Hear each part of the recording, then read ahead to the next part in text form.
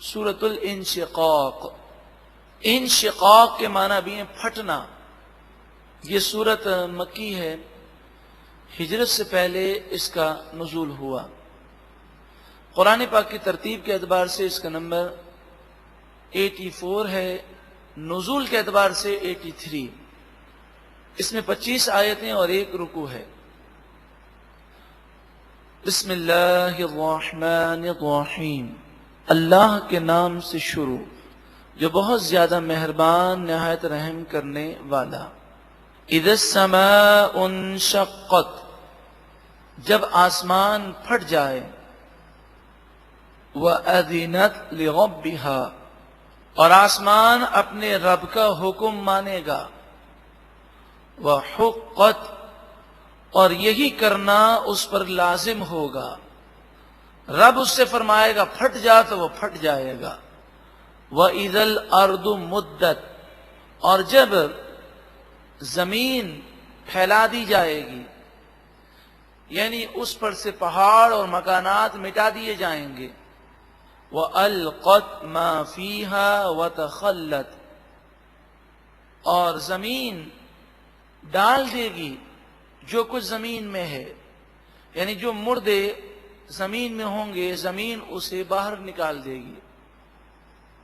وَتَخَلَّتْ، اور زمین خالی ہو جائے گی، جو اندر مردے ہیں سب باہر آ جائیں گے.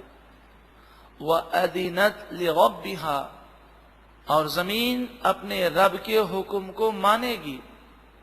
وَحُقَّتْ، اور یہ حکم کا ماننا اس پر لازم ہوگا.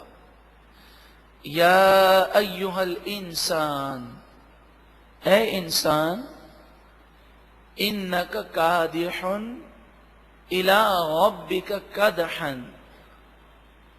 بے شک تجھے اپنے رب کی طرف خوب دوڑ کر جانا ہے. فملاقیہ، پھر اپنے رب سے تجھے ملنا ہے. فَأَمَّا مَنْ أُوتِيَ كِتَابَهُ بِيَمِينِهِ، پس بہرحال جن کے نامہ اعمال سیدھے ہاتھ میں دیے جائیں گے، اس کا یہ مقام ہے، اس کا یہ مرتبہ ہے کہ نامہ اعمال سیدھے ہاتھ میں مل جانا یہ کامیابی کی دلیل ہے. اے مالک و مولا، ہمیں بھی نامہ اعمال سیدھے ہاتھ میں عطا فرما. فَسَوْفَ يُحَاسَبُ حِسَابًا يَسِيرًا، پھر ان قریب اس کا حساب بہت آسان کیا جائے گا. اور بڑی آسانی کے ساتھ حساب کتاب ہو جانے کے بعد وَيَنْقَلِبُ إِلَىٰ أَهْلِهِ مَسْرُورًا، تصور وہ کریں کہ جب رزلٹ لے کر ایک طالب علم جب اپنے گھر کی طرف آتا ہے اور اس نے اچھے مارکس لیے ہوں تو اس کی خوشی کا کیا عالم ہوتا ہے. حالانکہ وہ اچھے مارکس لینا ساری زندگی کی ترقی کی ضمانت نہیں ہے، اسے اور بھی امتحانات دینے ہیں، مگر وہ تو ایک امتحان ہے اور آخری امتحان ہے. اس میں کامیاب ہو گیا تو ہمیشہ کے لیے کامیابی ہے. وَيَنْقَلِبُ إِلَىٰ أَهْلِهِ مَسْرُورًا، پھر وہ نیک شخص اپنے گھر والوں کی طرف خوشیاں مناتے ہوئے واپس پلٹے گا. یہاں گھر والوں سے مراد جنتی ہیں، یعنی جو اس کے رشتہ دار، اس کے گھر والے اور حوریں اور جنتی عورتیں جو جنت میں اس کے قریب ہوں گے ان کی طرف وہ لوٹے گا. وَأَمَّا مَنْ أُوتِيَ كِتَابَهُ وَرَاءَ ظَهْرِهِ، اور بہرحال جس کا نامہ اعمال پیٹھ کے پیچھے سے دیا جائے گا، یعنی سیدھا ہاتھ یہ گردن سے باندھ دیا جائے گا اور الٹا ہاتھ سینہ توڑ کر پیٹھ پیچھے نکال کر اس کے الٹے ہاتھ میں نامہ اعمال دیا جائے گا. یہ وہ ہوگا جو کافر ہوگا، یا اگر مسلمان بھی ہوگا تو مرتے وقت اس کا ایمان برباد ہو چکا ہوگا. یعنی جو کافر ہوگا اس کا نامہ اعمال اس طرح دیا جائے گا. فَسَوْفَ يَدْعُو، پھر ان قریب وہ پکارے گا ثبوراً، موت کو. وہ کہے گا اے موت مجھے آ جا، وہ ہائے موت موت موت کرے گا. وَيَصْلَىٰ سَعِيرًا، اور وہ بھڑکتی ہوئی آگ میں داخل ہوگا. کیوں؟ کہ وہ جو جنتی تھا جس کا نامہ اعمال سیدھے ہاتھ میں ملا، وہ ہر وقت دنیا کے اندر ڈرتا رہا اور ہر وقت اسے اللہ کی بارگاہ میں حاضر ہونے کا خوف رہا، اور یہ بے خوف تھا. انہو کان فی اہلہ مسرورا، بے شک وہ دنیا میں اپنے گھر والوں کے ساتھ خوشیاں منا رہا تھا، اسے آخرت کی کوئی فکر نہ تھی. انہو ظن ان لن یحور، بے شک وہ یہ گمان کرتا تھا کہ ہرگز اسے پلٹ کر نہیں جانا، اسے پلٹنے کا کوئی تصور نہ تھا. بلا، ہاں کیوں نہیں، ضرور اللہ کی بارگاہ میں جانا ہے. ان ربہ کان بہ بصیرا، بے شک اس کا رب اسے ہر وقت دیکھ رہا ہے. اللہ دیکھ رہا ہے، اللہ سب سے بڑا ہے. یہ تصور قائم ہو جائے تو گناہوں کی عادت چھوٹ جاتی ہے.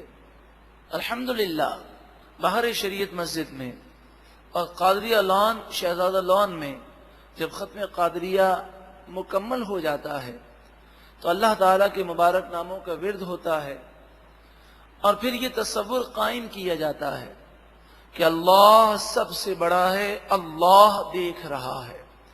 اس کے روحانی منظر کو ہم الفاظ میں بیان نہیں کر سکتے. آپ خود آ کر دیکھیں، صرف اتنا اندازہ لگا لیجئے کہ کئی بھائی اور کئی بہنوں کا یہ بیان ہے کہ جب ختم قادریہ شریف میں شریک ہونے کے بعد یہ ورد ہم کرتے ہیں اللہ دیکھ رہا ہے، اللہ سب سے بڑا ہے، تو کہتے ہیں اس ورد کی برکت سے پورے ہفتے گناہ کرتے ہوئے خوف محسوس ہوتا ہے کہ وہ دیکھ رہا ہے، وہ عذاب دینے اور گرفت کرنے پر قادر ہے. ہفتے کو دوپہر 2:30 بجے سے لے کر 5 بجے تک قادریہ لان شہزادہ لان جیل چورنگی کے پاس خواتین کے لیے پروگرام ہوتا ہے، بڑی روحانی محفل ہوتی ہے. اور اتوار کو باہر شریعت میں عصر تا مغرب مرد حضرات کے لیے یہ عظیم الشان روحانی محفل ہوتی ہے. ان ربہ کان بہ بصیرا، بے شک اس کا رب ہر وقت دیکھ رہا ہے. فلا اقسم بالشفق، پس مجھے شفق کی قسم. شفق جب سورج ڈوب جاتا ہے تو آسمان کے کناروں پر جو سرخی نظر آتی ہے، جو ریڈ کلر نظر آتا ہے، اسے شفق کہتے ہیں.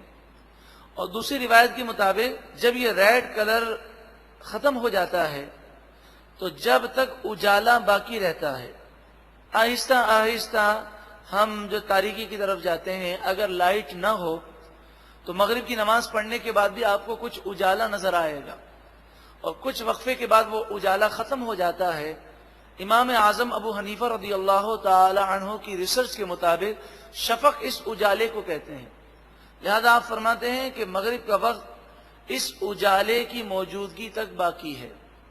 تو جب یہ اجالا بالکل ختم ہو جائے اور رات بالکل تاریک ہو جائے، بادل بھی نہ ہو اور چاند بھی آسمان پر نہ ہو، تو نارمل حالات میں اور زمین پر روشنی نہ ہو، تو یہ اجالا جب ختم ہو جاتا ہے تو عشاء کا وقت شروع ہوتا ہے. امام اعظم ابو حنیفہ رضی اللہ تعالیٰ عنہ کی تحقیق کے مطابق مغرب کا وقت فوراً ختم نہیں ہوتا. آپ کی تحقیق کے مطابق مغرب کا وقت عشاء تک باقی رہتا ہے. ہاں، مغرب میں جان بوجھ کر تاخیر کرنا کہ ستارے نظر آ جائیں اور اندھیرا چھانے لگے، یہ مکروہ ہے. مگر اگر کسی کی تاخیر ہو گئی تو عشاء کے وقت سے پہلے پہلے مغرب اسے ادا کرنا لازمی ہے، اور وہ ادا کرے گا تو یہ نماز ادا ہوگی، قضا نہیں ہے. مجھے شفق کی قسم، واللیل، رات کی قسم، وما وسق، اور جو چیزیں اس میں جمع ہوتی ہیں اس کی قسم. یعنی رات دن کی چیزوں کو جمع کر لیتی ہے.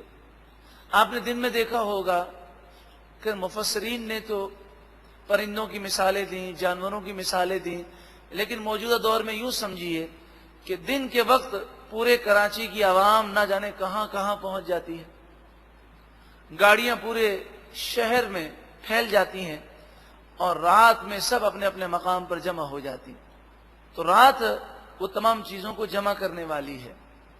دنیا بھر میں سائنس چاہے کتنی بھی ترقی کر لے، دن کی افادیت وہ ختم نہیں ہو سکتی. والقمر اذا اتسق، چاند کی قسم جب وہ پورا ہو جائے اور 14ویں کا چاند وہ چمک رہا ہو. لترکبن طبقا عن طبق، ضرور ضرور تم منزل پر منزل چڑھو گے. اس کے مفسرین نے کئی معنی بیان کیے.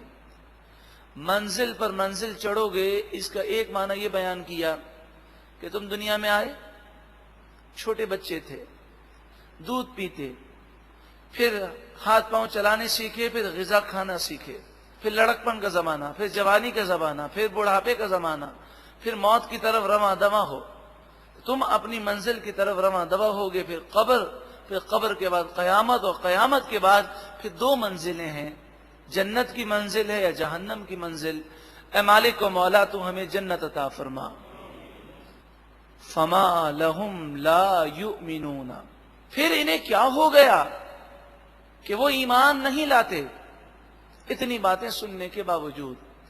وَإِذَا قُرِئَ، اور جب پڑھا جائے، علیہم القرآن، ان پر قرآن پڑھا جائے، لا یسجدون، وہ سجدہ نہیں کرتے. تو یہ آیت کریمہ سن کر مسلمان سجدے میں گر جاتے ہیں. اب سجدے کے 2 معنی ہیں. ایک معنی تو وہ سجدہ ہے جو ہم کرتے ہیں، اور ایک ہے سجدے کے معنی جھک جانا، کہ جب قرآن پاک کی آیات پڑھی جاتی ہیں تو ان کے دل اللہ کی بارگاہ میں جھکتے نہیں ہیں. تو ہم ظاہری طور پر اپنے جسم کو جھکاتے ہیں اور سجدہ کرتے ہیں، اور پھر اللہ تعالیٰ سے دعا کرتے ہیں، مالک و مولا جسم تو تیری بارگاہ میں جھکا دیا، ہماری روح کو اور ہمارے دل کو بھی اپنی بارگاہ میں جھکا لے. بل الذین کفروا یکذبون، بلکہ وہ لوگ جنہوں نے کفر کیا وہ جھٹلاتے ہیں. واللہ اعلم، اور اللہ تعالیٰ خوب جانتا ہے، بما یوعون، جو وہ اپنے دل میں رکھتے ہیں، ان کے ارادوں اور ان کی سوچوں کو اللہ خوب جانتا ہے. فبشرہم بعذاب علیم، بس آپ انہیں دردناک عذاب کی خوشخبری سنا دیجیے. الا الذین آمنوا، سوائے ان لوگوں کے جو ایمان لائے، وعملوا الصالحات، اور انہوں نے اچھے عمل کیے، لہم اجر غیر ممنون، ان کے لیے ایسا اجر ہے، ایسا ثواب ہے، ایسا صلہ ہے، ایسے انعامات ہیں، غیر ممنون، جو کبھی ختم نہیں ہوں گے.